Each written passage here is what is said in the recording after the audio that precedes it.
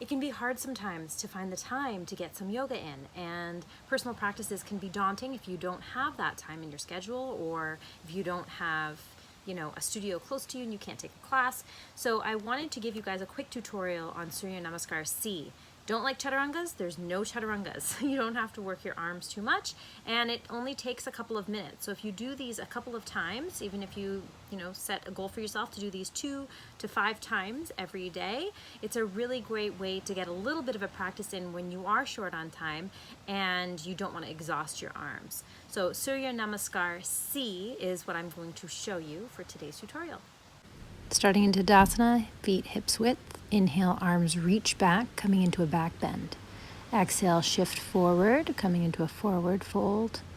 Inhale, step back into Anjaneyasana with your right leg forward, arms reach up. Exhale, take your hands down, step back into a plank. And from here, come down onto your knees, then your chest and your chin. Inhale, lift up into Cobra, reaching. Exhale, step back into downward facing dog.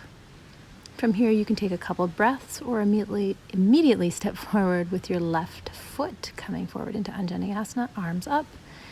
Exhale, forward fold, feet hips width. From here, reach your arms up, coming into a back bend. And come back into Tadasana.